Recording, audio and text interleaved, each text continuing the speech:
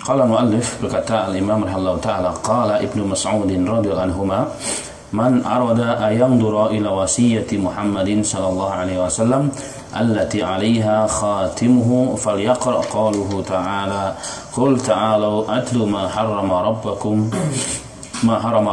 'alaikum alla tusyriku bihi syai'a ila qawlihi wa anna hadha sirati mustaqimah. Kalau di terjemahan itu pada halaman yang ke-42. Silakan dilihat 42. Berkata al-muallif rahimahullah ta'ala, yang dimaksud al-imam rahimahullah ta'ala, mengatakan diriwayatkan dari Ibnu Mas'ud. Ibnu Mas'ud namanya adalah Abdullah bin Mas'ud bin Ghafil. Beliau termasuk salah seorang dari sabiqunil awwalun, orang-orang generasi awal yang masuk Islam. Beliau juga ikut dalam peristiwa besar dalam Islam, perang Badar, perang Khandaq, dan Bai'at Ridwan dan lain sebagainya. Abdullah bin Mas'ud yang kemudian beliau menjadi seorang ulama kibar dan menjadi salah satu ahli tafsir ahli Quran dalam Islam. Beliau mengatakan, man arada ayandura ila wasiyati Muhammadin sallallahu alaihi wasallam, barang siapa yang ingin melihat, menyaksikan wasiatnya Nabi kita Muhammad sallallahu alaihi wasallam, allati 'alaiha khatamuhu, yang Rasulullah sallallahu alaihi wasallam dengannya dikhatamkan, dengannya distempelkan, dengannya ditutup seluruh risalah dan seluruh para nabi dan rasul. Maka falyaqra, hendaknya membaca ayat qul ta'alu adlu ma harrama rabbukum, katakanlah ya Muhammad, ta'ala, mari kemari, akan kubacakan ma harrama rabbukum, apa yang telah diharamkan oleh Rabb kalian, Tuhan kalian ke atas kalian. Satu di antaranya adalah apa? Alla tusyriku bihi syai'a. Ini yang sesuai dengan bab. Jadi salah satu di antara wasiat Nabi kita Muhammad SAW yang telah distempel. Artinya distempel itu berarti apa? Sudah harga mati, nggak boleh ditambah, nggak boleh dikurang. Yaitu apa? Satu di antaranya adalah apa? Allah tusyriku, janganlah kalian mensyirikkan dengan Allah Subhanahu wa taala dengan sesuatu apapun dari makhluknya. Sampai firman Allah taala, wa anna hadza sirati mustaqiman, dan inilah jalanku, inilah satu jalanku yang lurus. Baik. Para ulama mencoba membahas mengenai makna dikhatamkan ini. Yang dikhatamkan tadi saya sampaikan, dicap, distempel. Sesuatu yang sudah distempel berarti sudah final, sudah paripurna. Kalau sudah paripurna berarti sudah memang sempurna. Itulah agama Nabi kita Muhammad sallallahu alaihi wasallam.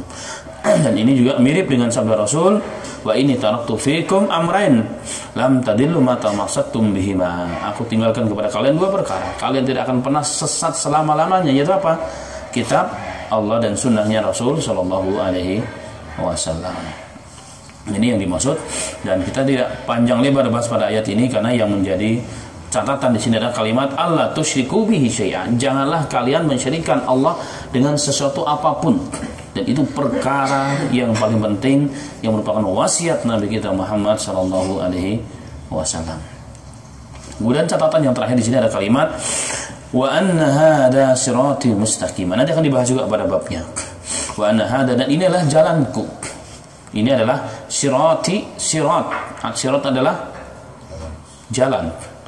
Sirati artinya jalanku mustaqim. Jadi Rasulullah pernah menggambar dalam hadis yang lain, Abdullah bin Abbas menggambar satu garis yang lurus, garis yang memanjang. Kemudian Rasul mengatakan, hada sirati fattabi'uh, ini adalah jalanku, ikutilah jalan ini. Kemudian Rasul menggaris garis-garis kecil yang melintang. Beliau mengatakan, setiap garis-garis kecil tersebut ada syaitannya. Ada syaitannya. Berarti jalan kesesatan itu banyak, dan setiap jalan kesesatan ada setannya. Kenapa orang kalau udah masuk susah keluarnya? Karena memang terperangkap oleh syaitan. Dibumbui dengan berbagai macam hal. Dan berarti jalan Rasulullah hanya satu yang akan menyampaikan kita kepada Allah Subhanahu wa taala. Nanti dibahas pada ayat pada ketika membahas bab pada babnya. Baik. Kemudian pada syarahnya diriwayatkan oleh Imam Rahimahullah Ta'ala dari Ubadah bin Samit radhiyallahu anhu meriwayatkan bahwa dia berkata kepada Rasulullah sallallahu alaihi wasallam bersabda, ayyukum yubayyi'uni ala haula'il ayati thalath. Siapakah di antara kalian yang membaiatku dengan ayat-ayat yang 3 itu? Kemudian Rasulullah membaca ayatnya, qul ta'alau atlu ma harrama rabbukum alaikum, sampai selesai kepada ayat yang ketiga. Summa qala, kemudian Rasulullah mengatakan, man wafa bihinna fa ajruhu 'ala Allah. Barang siapa yang wafa itu artinya menjalankan, menunaikan isi kandungan ayat tersebut, fa ajruhu 'ala Allah, maka Allah berikan pahala. Wa man taqasa minhunna syai'a fa adrakahu Allahu bihi fid dunya kanat uqubatahu. Barang siapa yang menguranginya sedikit dari isi yang 3 ayat tersebut dan dia mendapatkannya di dunia, maka akan mendapatkan azab dari Allah.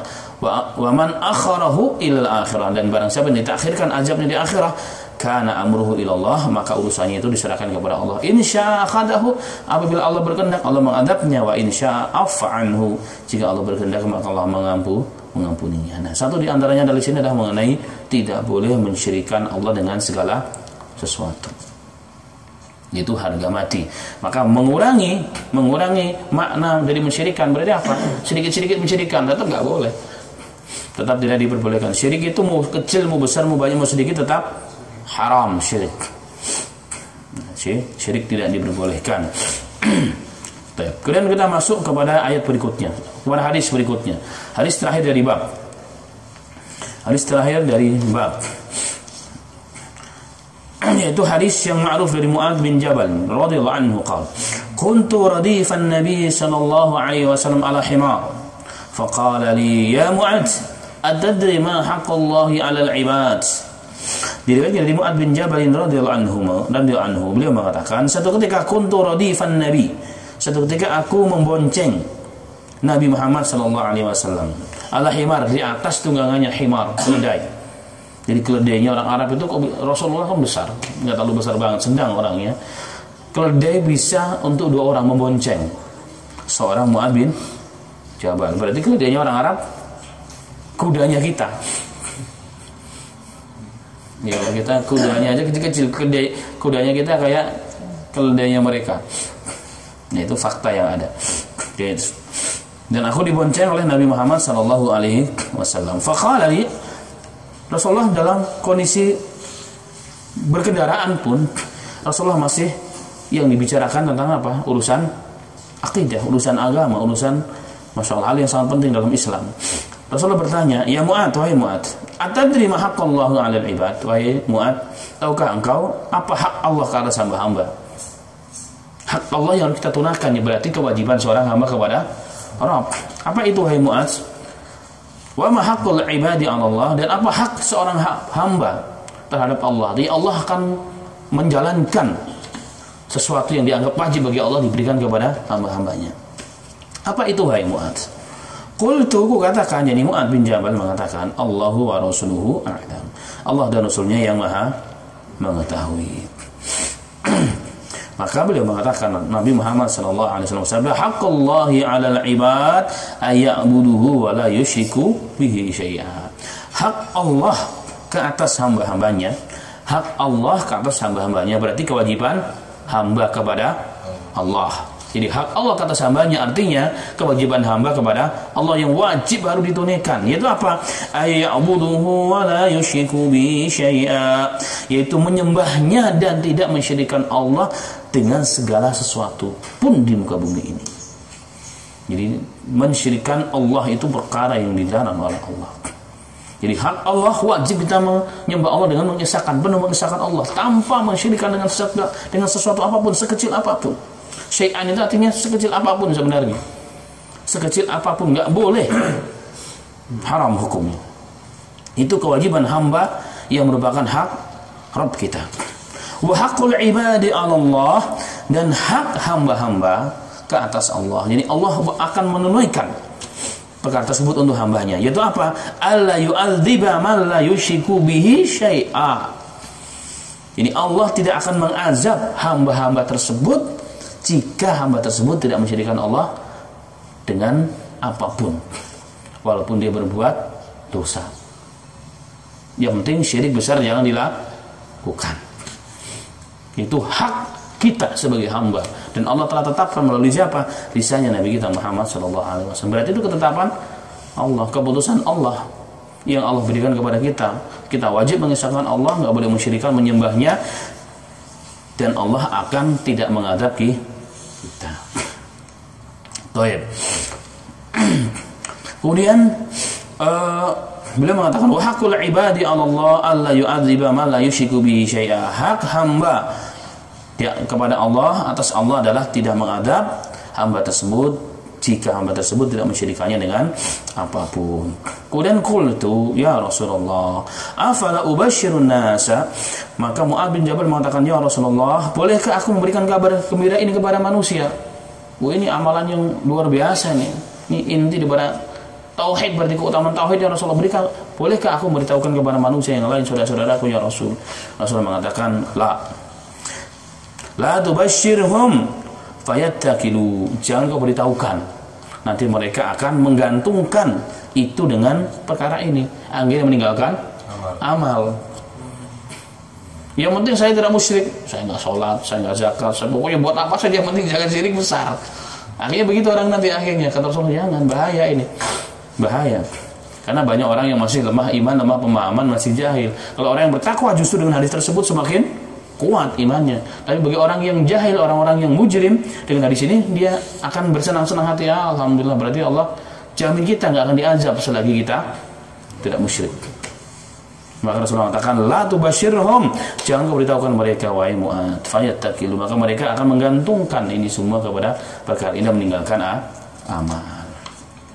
Baik. Pada hadis ini, ma'asyiral muslimin, hadis yang sangat agung. Hadis yang sangat agung. Riwayat Bukhari dan riwayat Muslim dan lain sebagainya, dengan teks sedikit ada perbedaan, tapi yang kita ambil di sini riwayat Bukhari dan Muslim. Ini hadis yang sangat-sangat luar biasa agungnya. Kemudian Asy-Syarikh yang pensyarah ini kitab Shahihul Fathul Majid, beliau sedikit mengenalkan kepada kita tentang siapa itu Mu'adz bin Jabal. Beliau mengatakan Mu'adz bin Jabal adalah bin Amru bin Aus al-Ansari al-Khadraji. Ia orang Ansar, termasuk tokoh dari kalangan Ansar. Yes. Abu Abdurrahman panggilannya. Beliau adalah seorang sahabat, tokoh dari kalangan Ansar. Ada keutamaan khusus di mana Rasulullah pernah bersabda tentangnya. Mu'adzu yuhsyaru yaumal qiyamati amamal ulama'i biratwatin. Subhanallah. Hadis disahihkan oleh sebagian para alim ulama. Rasulullah mengatakan bahwa Mu'adz bin Jabal kelak dikumpulkan pada hari kiamat satu ratwah di depan para ulama. Nah, satu ratwah ini ikhtilaful ulama. Ada yang mengatakan satu ratwah ini adalah satu barisan di depan. Ada yang mengatakan di depan, di atas tanah yang tinggi. Tapi inti hadis ini adalah bahwa Mu'adz bin Jabal kelak akan menjadi pimpinan para alim ulama. Itu intinya sebenarnya. Jadi hadis ini menunjukkan bahwa Mu'adz bin Jabal akan menjadi pimpinan para ulama kelak di padang mahsyar. Makanya beliau menjadi orang pertama di depannya, di belakang dia para alim ulama kibar. Di situ nanti ada Imam Bukhari, ada Imam Muslim, ada Imam bla bla bla sampai akhir zaman. Di paling depan dari kalangan sahabat siapa? Mu'adz bin Jabal. Dan ini menunjukkan keutamaan beliau. Itu menunjukkan keutamaan beliau. Dan Allah pilih dalam hadis ini melalui lisannya beliau untuk menyampaikan hadis yang sangat agung ini kepada umat. Karena sesungguhnya ini pilihan Allah. Allah gunakan Mu'adz bin Jabal, diberitahu oleh Rasul, sehingga Mu'adz bin Jabal memberitahukan kepada umat. Itu yang pertama. Yang kedua, hadis ini menunjukkan kalimat kuntu radifan Nabi. Aku dibonceng oleh Nabi. Itu menunjukkan ketawaduan Nabi Muhammad. Ketawaduan Nabi Muhammad SAW. Dari sisi mana? Karena beliau mau membonceng sahabatnya, umatnya. Dia seorang presiden, kalau sekarang anggaplah dia seorang khalifah. Ada lagi jalan, tiba-tiba ada yang jalan kaki, ya ikut sekalian ya. Subhanallah. Itu adalah ketawaduan Nabi Muhammad SAW. Jadi menganggap bahwa manusia itu sama sesungguhnya, nggak ada bedanya. Sudah, yuk ikut. Saya dan antum sama, naik saja. Itu menunjukkan ketawaduan dan kepedulian Rasul sebagai seorang pemimpin kepada rakyatnya. Itu yang kedua. Yang pertama ketawaduan Rasul, yang kedua kepedulian seorang pemimpin kepada rakyat ataupun umatnya. Dan tanpa ada tim dari media massa, langsung ikut. Subhanallah. Yang ketiga, Rasulullah naik himar. Himar itu kendaraan yang sederhana. Kalau sekarang mungkin motor, kalaupun mobil yang sederhana. Itu Nabi Muhammad SAW. Rasulullah punya tunggangan yang lain juga. Ada kuda, ada juga unta. Tapi yang sering dalam hadis diriwayatkan memang Rasulullah sering menggunakan keledai atau himar, ataupun himar. Nah di sini disebut himarnya bernama Ufair. Himar beliau bernama Ufair, pakai ain ya, Ufair. Mufair. Dan ini menunjukkan kepada kita bahwa setiap barangnya Rasul itu Rasulullah memberikan nama. Itu juga disunahkan sebenarnya. Jadi banyak kita lihat hadis, pedang pun ada namanya, surbayanya Rasul ada namanya, kudanya Rasul ada namanya, keledainya Rasul pun ada, semua ada nama-namanya. Dan ini ternyata menjadi kebiasaan Nabi kita Muhammad Sallallahu Alaihi Wasallam, sehingga diterangkan dalam beberapa riwayat mengenai nama-nama tersebut. Ini ketawaduan Nabi kita Muhammad Sallallahu Alaihi Wasallam. Yang berikutnya, hikmah dari hadis ini juga diantaranya adalah sifat seorang muallim dan seorang dai. Dimanapun berada, dalam kondisi apapun, beliau tetap bisa mentarbiyah dan menyampaikan ajaran yang dibawa kepada umat, walaupun sedang naik kendaraan. Jadi tidak membisu ataupun ngobrol hal-hal yang tidak penting. Inilah sifat karakter para muallim dan dai, para dai itu tentunya Nabi kita Muhammad Sallallahu Alaihi Wasallam. Lagi mobil, kita ngobrol dengan anak kita, apa yang diobrolin hal-hal yang memberikan manfaat, terutama urusan agama. Nah ini kita biasakan dimanapun kita berada, sehingga kalau di mana-mana yang dibicarakan adalah agama, adalah kepentingan agama, lama-lama sunnah itu menjadi kebanggaan. Yakin itu, kalau setiap kita majlis di mana kita berada, kita ngumpul di mana, yang dibicarakan adalah tentang apa? Tentang ta'lim, tentang Quran, tentang apa saja, tentang Ustadz Fulan kemarin ngajar apa isi dan seterusnya. Maka satu hari ini akan muncul di mana sunnah itu menjadi kebanggaan setiap umatnya Rasul. Kalau orang hidup dari luar sunnah, dia akan malu. Kenapa? Di mana-mana sunnah yang dihidupkan. Kenapa? Oh ya, nggak nyambung akhirnya. Nah ini akan muncul itu saat. Nah, ini ternyata sudah dicontohkan Rasulullah SAW. Naik kendaraan pun yang diobrolin tentang perkara yang paling penting justru. Ya, perkara yang paling penting. Kemudian uslub beliau dari dalam mengajar dan berdakwah juga bermacam-macam. Satu di antara uslubnya adalah apa? Dengan bertanya. Kan biasanya kita tanya kepada anak itu memang lebih biasanya lebih lengket di dalam ingatan. Sistem bertanya itu lebih lengket dalam ingatan orang yang ditanya atau orang yang diajar. Rasulullah mengatakan, ya Mu'ad, wahai Mu'ad, tahukah engkau apa itu hak Allah yang harus dijalankan oleh hamba-hambanya, dan itu apa hak hamba yang harus ditunaikan oleh Allah? Itu adalah pertanyaan. Itu pertanyaan. Yang kedua, di sini jawaban dari Mu'ad bin Jabal adalah jawaban yang sangat tawadhu, penuh dengan adab. Allah wa Rasuluhu a'lam. Jadi tidak pernah kita lihat hadis-hadis di mana Rasulullah bertanya dalam satu hadis langsung sahabat menjawab, kecuali dalam dialog ya. Dan itu menunjukkan apa? Menunjukkan ketawaduan para sahabat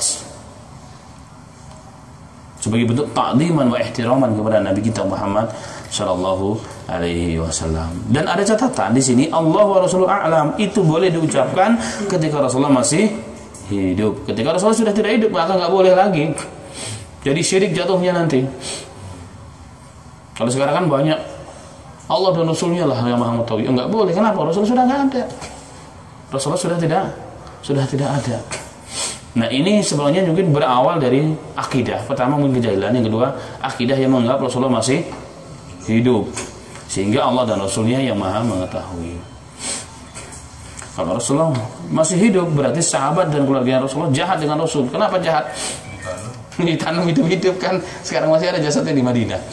Kalau seandainya Rasulullah memang masih hidup, dalam arti hidup sebagaimana kita, maka begitu jahatnya, biadabnya keluarganya Rasulullah dan sahabatnya Rasulullah menanam Rasul hidup-hidup.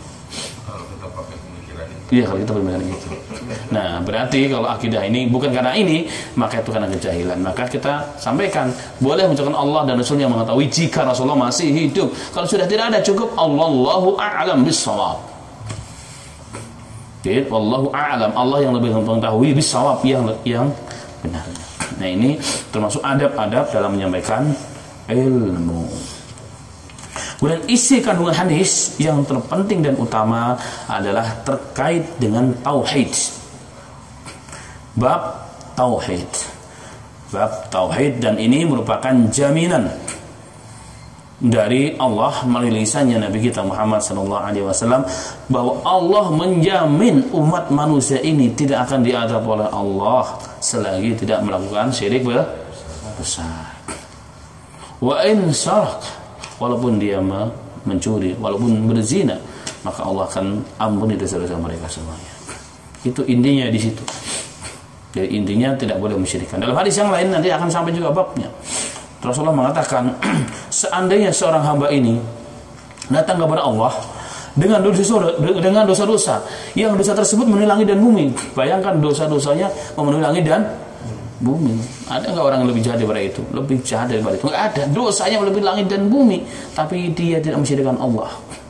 Hadisnya, teksnya nanti akan sampai pada babnya. Dan orang tersebut tidak mensyirikkan Allah. Jadi dosanya langit dan bumi penuh dengan dosa selain syirik. Apa kata Allah? Rasulullah mengatakan, fa'ataitu bighurabil maghfirah, maka aku pun akan datang kepada hamba, menyambut hamba dengan maghfirah yang memenuhi langit dan bumi. Jadi seorang hamba datang kepada Allah dengan dosa-dosa, jadi nggak ada sewil pun kebaikan, tetapi dia tidak mensyirikkan Allah. Rasulullah mengatakan, Allah berfirman, Allah akan datang kepada hamba tersebut, menyambut hamba tersebut dengan maghfirah, pengampunan, yang pengampunan tersebut memenuhi langit dan bumi. Ini apalagi kalau bukan ketinggian dan keutamaan tauhid, tidak mensyirikkan Allah Ta'ala. Maka bagaimanapun kita jangan pernah mensyirikkan Allah Ta'ala, sekecil apapun, apalagi besar, karena perkara yang sangat besar di sisi Allah Subhanahu wa Ta'ala. Baik.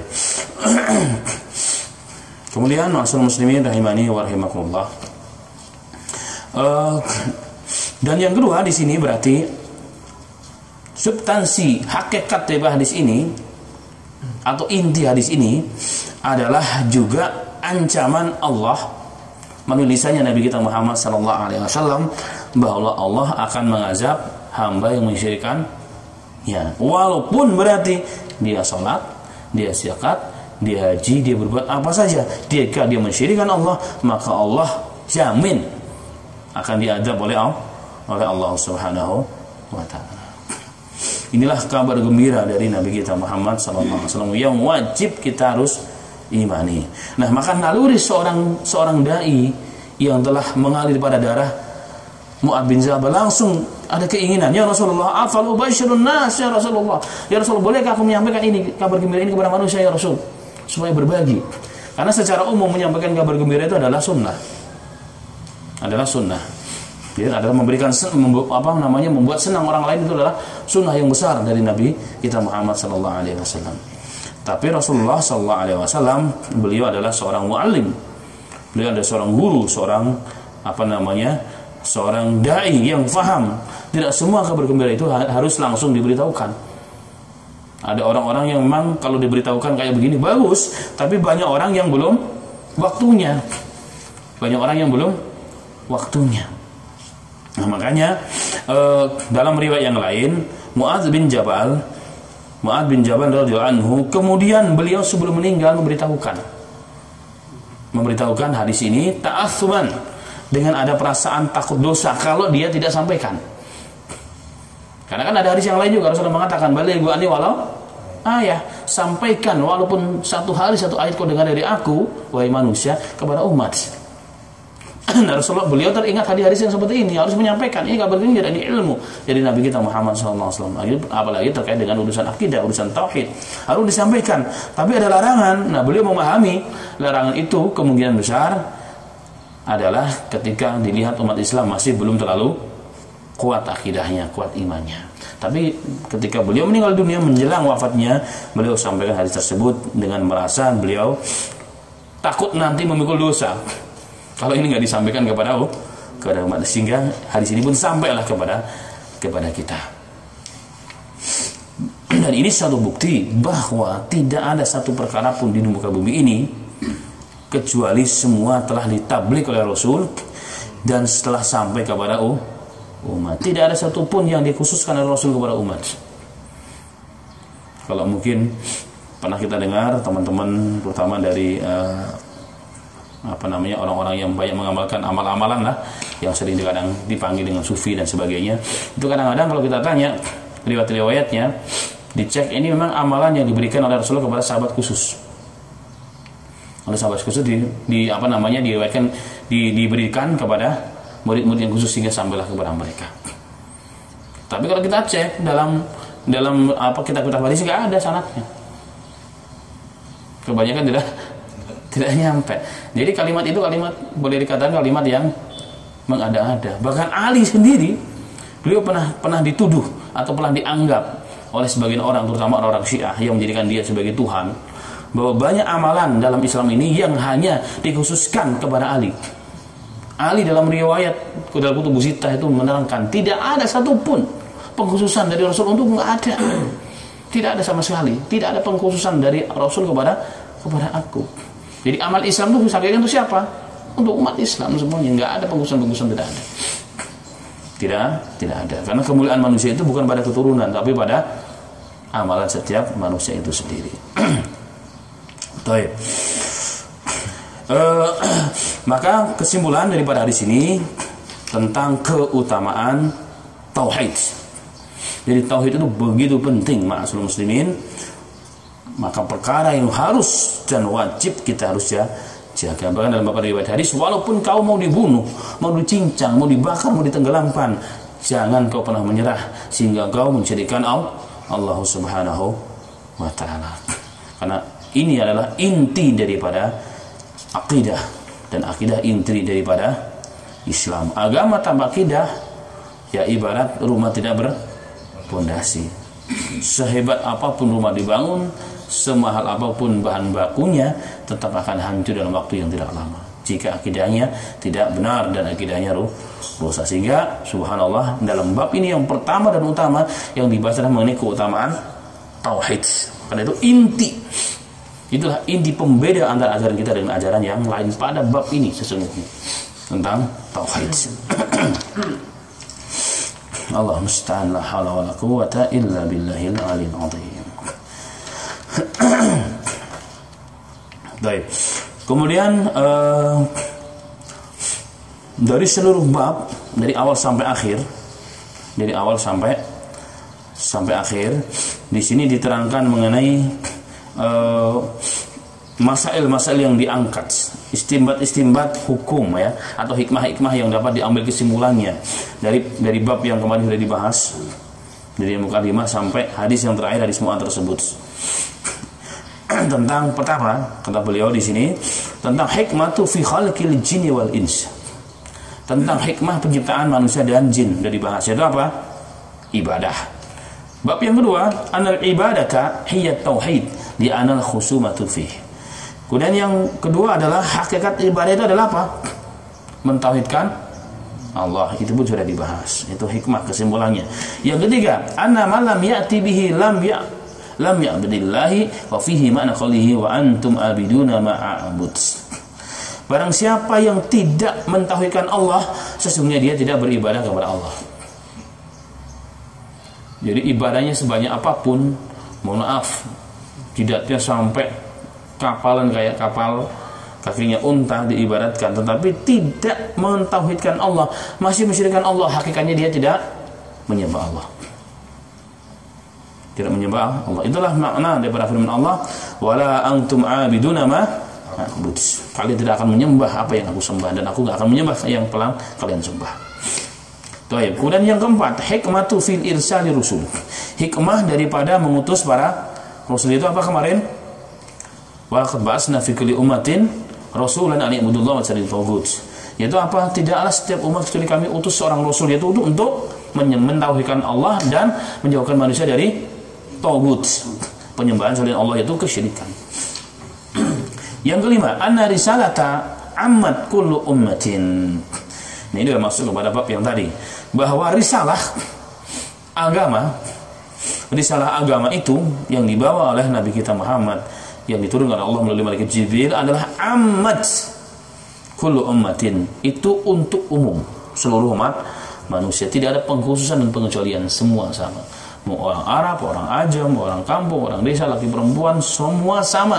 Mereka punya kewajiban beribadah yang sama. Tata caranya juga sama, laki-laki dan perempuan juga sama. Inilah yang dimaksud juga salah satu keutamaan Islam. Islam itu agamanya sama. Jadi semua hamba-hamba dan semua makhluk di muka bumi ini sama di hadapan hukum syariat. Tidak ada perbedaan. Mungkin teringat kisah Usama bin Zaid yang diminta menjadi perpanjangan lisan dari kaum wanita sahabat, ya, kaum wanita sahabat, di mana di antara mereka ada seorang yang mulia dari kabilah yang mulia yang sempat mencuri. Tapi sebenarnya bukan mencuri. Jadi dalam hadis Abu Daud itu, wanita yang mulia ini dia pernah pinjam perhiasan kepada seorang sahabiah. Perhiasan setelah dipakai senang, akhirnya nggak mau ngembaliin. Ketika diminta mengembaliin, dikatakan saya nggak pernah pinjam kok, tapi ada bukti. Secara hukum agama harus dipotong tangan karena nisabnya minimal kadarnya nggak masuk.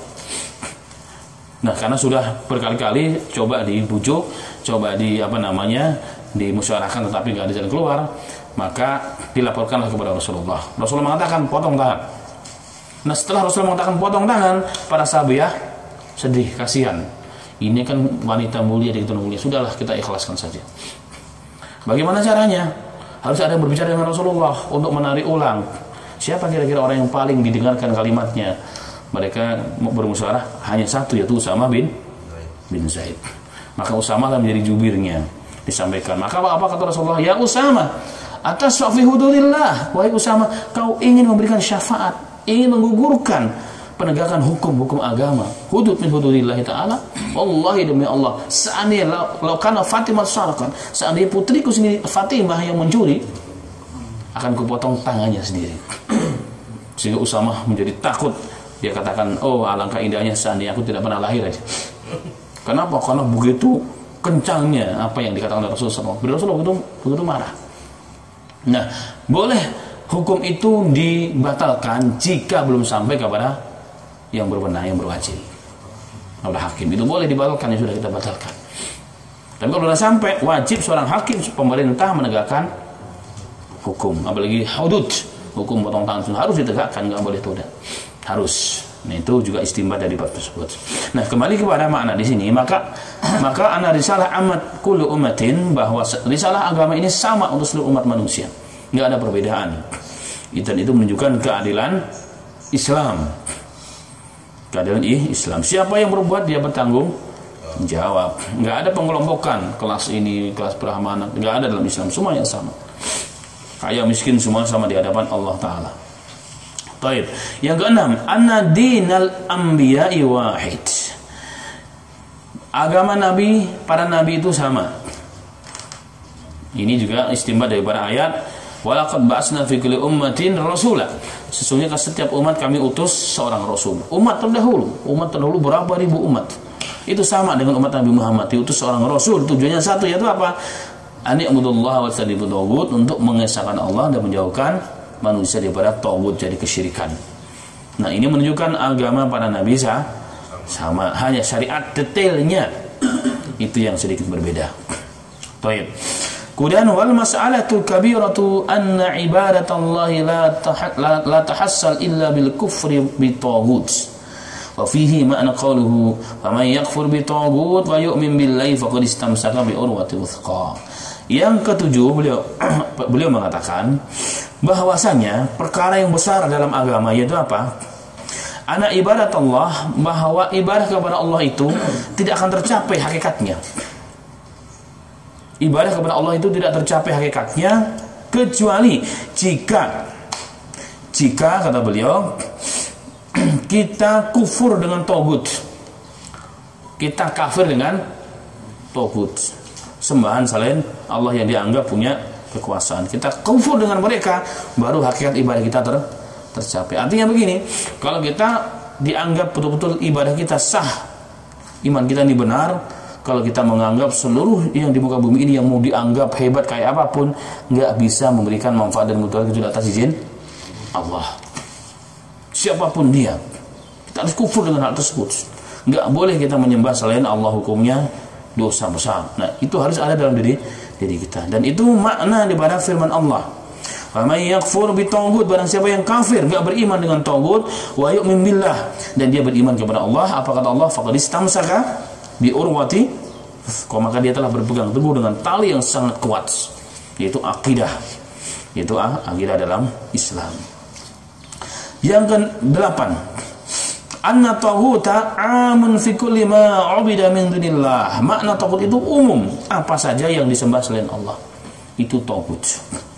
Yang kita mampu menjual akidah untuknya itu juga jadi taghut, itu perkara tersebut.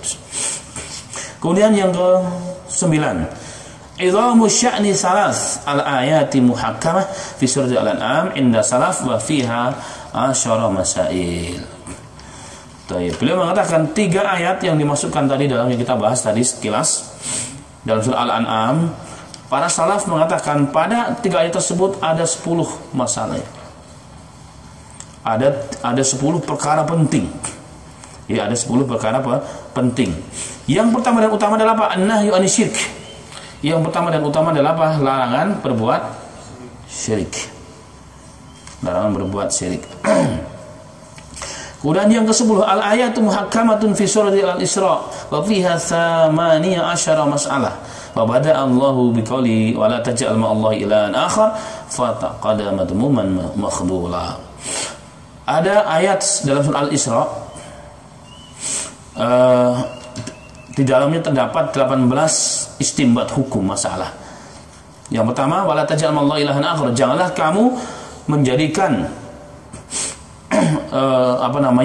bersama Allah itu sembahan yang lain, maka engkau akan menjadi manusia yang terlaknat dan tercela. Dan di akhir juga sama, wala taj'al ma'allahi ilahan akhar. Akhir pada ayat tersebut juga apa? Larangan, tidak boleh kita menjadikan selain Allah sebagai tandingan Allah. Dan ini menunjukkan tentang kedudukan syirik dalam Islam dan kedudukan tauhid dalam Islam. Kemudian ayat suratun Nisa, ayat itu sama ayatul huquq yang kemarin sudah dibahas tentang hak-hak kepada Allah dan kepada orang tua. Wa bada Allah Ta'ala biqouli ta'ala wa'budullaha wa la tusyriku bihi syai'an, itu juga tentang akidah. Kemudian masuk kepada hadis yang tadi, tanbih ala wasiyati Rasul inda mautihi, yaitu wasiat Rasul. Kita diingatkan lagi dengan wasiat Nabi Muhammad SAW tadi dalam ayat yang disampaikan oleh Abdullah bin Mas'ud juga sama. Yang pertama dan utama, poin pertama adalah apa? Tidak boleh mensyirikkan Allah dengan apapun. Kemudian yang berikutnya hak Allah alaina.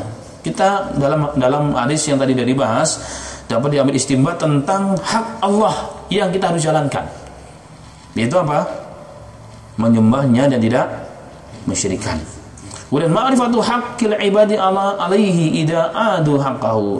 Kemudian pengetahuan tentang hak hamba jika hamba menjalankan kewajibannya, apa yang akan diberikan oleh Allah. Kita tahu yaitu apa? Allah yu'adzib. Allah tidak akan pernah mengadab kita. Ini jaminan. Ini yang kita harus pegang. Jadi Allah selagi kita berpegang teguh kepada agama dan tidak mensyirikkan Allah, maka Allah tidak akan mengazab kita. Ini janji Allah melalui lisannya Nabi kita Muhammad sallallahu alaihi wasallam. Kemudian wa anna hadil mas'alati la ya'rifuha aktsaru sahabat. Di awal-awal Islam, hadis Mu'adz tadi, banyak sahabat yang belum mengerti. Jadi belum sampai ini hadis. Jadi kebanyakan sahabat di awal-awal Islam belum mengerti hadis ini. Kenapa? Karena oleh Mu'adz bin Jabal, hanya Mu'adz bin Jabal yang tahu. Beliau hanya memberitahukannya kepada umat kapan? Menjelang wafatnya. Padahal sebelum beliau wafat banyak sahabat yang meninggal dunia. Nah, di sini Al-Imam pensyarah kitab mengatakan jadi kebanyakan masalah yang tadi dalam hadis Mu'adz bin Jabal banyak sahabat yang tidak mengetahui. Yang berikutnya jawazul kitmanil ilm li maslahah.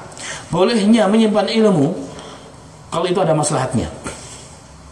Jadi tidak semua ilmu harus langsung diberitahukan, katanya.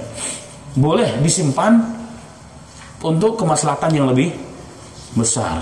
Atau kalau boleh saya tambahkan, mentakhirkan. Jadi dia didulukan apa istilahnya? Al-aula fal-aula. Dalam Islam itu ada, dalam dakwah itu harus ada prioritas, skala prioritas. Mana yang harus didahulukan? Ada bab-bab yang memang boleh kita takhirkan dulu. Bukan kita takut, bukan kita nggak mengerti, tapi ada yang lebih penting lagi, yang kemaslahatan lebih banyak. Itu yang harus didahulukan. Nah, di sini juga sama. Mendahulukan apa? Sahabat dibiarkan dengan kondisinya agar mereka tetap bersemangat ibadah. Jangan disampaikan hadis itu. Takutnya bagi orang-orang yang imannya lemah, yang orang-orang cenderung kepada kefasikan, meninggalkan amal, sehingga mereka tetap fastabiqul khairat, terus berlomba-lomba dalam kebaikan. Walaupun berarti asal menyimpan kebenaran, ilmu itu hukumnya dosa besar. Bahkan dalam surah Al-Baqarah dilaknat oleh Allah. Mendapat laknat dari Allah, dari malaikat, dan seluruh manusia melaknat jika kita tahu yang hak dan tidak menyampaikan, dan ada masalah menyampaikannya.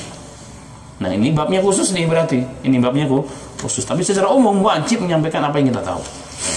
Baik. Kemudian berikutnya istihbabu basyaratul muslim bima yasurruhu. Dari hadis Mu'adz bin Jabal juga tadi kalimatnya Mu'adz bin Jabal, ya Rasulullah, bolehkah aku memberitahukan manusia?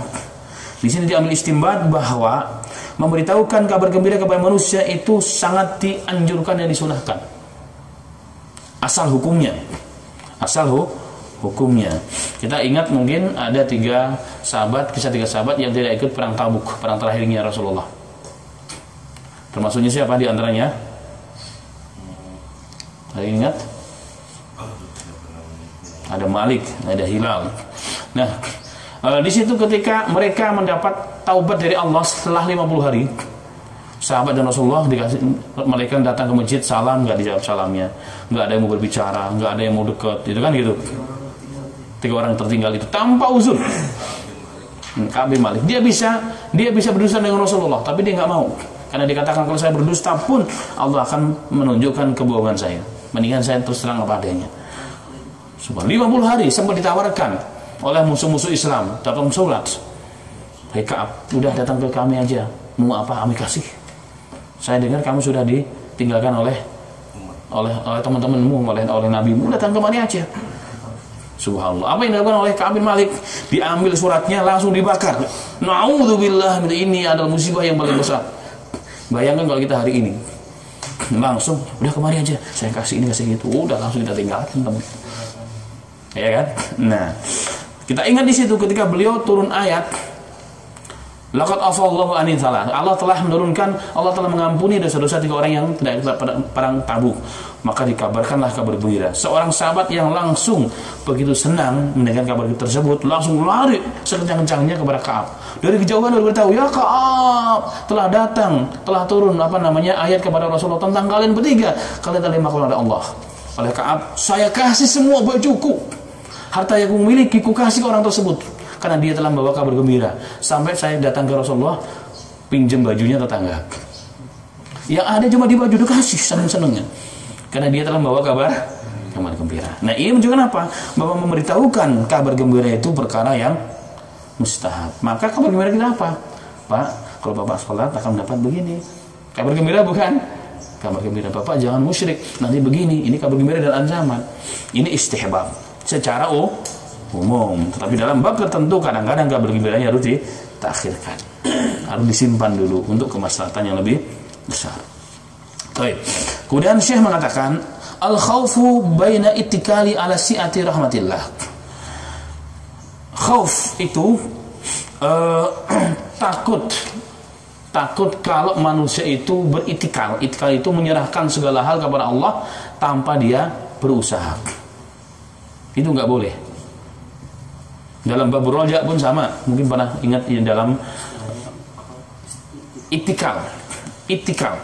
Jadi itikal itu menyerah diri pasrah kepada Allah, kayak tawakul juga, tapi meninggalkan amal, asbab nggak dilakukan. Sama dengan itikal, sama kita halnya begini. Roja juga nggak boleh. Roja kalau meninggalkan amal itu dosa. Ya Allah kasih saya anak ya Allah, tapi nikah kagak mau. Ya kan? Ya gimana caranya gitu maksudnya. Itu nggak dilakukan. Ikhtiar itu, ini nggak boleh dalam Islam, dosa. Kalau kita lapar ya kita ikhtiarnya makan, itu perintah Allah juga. Nah itu sebab. Nah ini harus seperti itu. Maka kemaslahatan mentakhirkan ilmu, takutnya manusia beritikal terhadap rahmat Allah yang begitu luas, itu juga perkara yang harus kadang-kadang dilihat kemaslahatannya sejauh mana. Kemudian beliau mengatakan wa qaulul mas'ul amma la ya'lam Allah wa rasuluhu a'lam. Kemudian ilmu orang yang ditanya sesuatu dan dikatakan Allah dan Rasulnya yang maha mengetahui, itu sunnah. Catatannya tambahan, jika Rasulullah masih hidup. Kalau Rasulullah sudah tidak ada, maka cukup Allahu a'lam bis-shawab dengan shotnya, bukan sa. Kalau sa itu jadinya sawab, pahala. Bis-shawab dengan shot. Allahu a'lamu bis-shawab. Allah yang lebih mengetahui tentang kebenaran tersebut. Dan ini disunahkan juga ketika menyampaikan masail, menyampaikan isi apa begitu, maka diakhir dengan hal tersebut. Diterangkan oleh Imam Nawawi dalam kitabnya. Baik. Kemudian beliau mengatakan jawazu takhsisi ba'dun nasi bil ilm duna ba'din. Boleh mengkhususkan ilmu kepada seseorang tertentu. Kalau saya katakan saya punya murid sekian, boleh saya memberikan ilmu kepada orang khusus yang saya lihat memang ada kemaslahatannya. Itu boleh terkadang. Dibolehkan demi kemaslahatan yang lebih besar. Kemudian tawadu'uhu sallallahu alaihi wasallam liruku bil himar ma'i idrafi alaihi. Ini juga tadi saya sampaikan. Hadis Mu'adz tadi menunjukkan ketawaduannya, rendah dirinya Rasul. Jiwanya itu memang bersih Rasulullah. Enggak pernah merasa apapun. Beliau dengan sederhana menaiki keledai. Udah begitu enggak cuma menaiki doang, membonceng sahabatnya lagi di belakangnya. Ini luar biasa. Inilah sifat daripada Nabi kita Muhammad. Jawazu idrafi ala dabah. Boleh. Dan boleh dikatakan, kalau saya tambahkan, boleh disunahkan juga membonceng orang jika ada kemaslahatannya. Yang penting yang dibonceng bukan lain jenis yang bukan mahramnya. Jangan cuma separuh doang ya, harus disampaikan juga. Nanti pas ke kantor, wah ada temennya sekalian gue mampir berdua sampai kantor, kacau kalau begini. Ini nggak boleh. Lihat, ini tidak diperbolehkan. Boleh secara umum jika tidak ada fitnah sama-sama laki-laki terutama. Baik. Kemudian fadilatu Mu'adz bin Jabal. Hadis ini menunjukkan dan bab ini menunjukkan keutamaan Mu'adz bin Jabalin radhiyallahu anhu, di mana Allah pilih dia untuk menyampaikan hadis yang begitu agung dan tidak diketahui oleh sahabat yang lainnya kecuali Mu'adz. Ini hadis. Kemudian izami sya'ni hadil masalah. Agungnya masalah yang sedang dibahas, masalah tauhid ini. Jadi kesimpulan semua ini adalah menunjukkan keagungan dari masalah dan bab yang sedang kita bahas, yaitu tentang tauhid dan bahayanya dan ancaman syirik dan taghut di sisi Islam. Tapi dengan demikian berarti bab yang pertama telah selesai.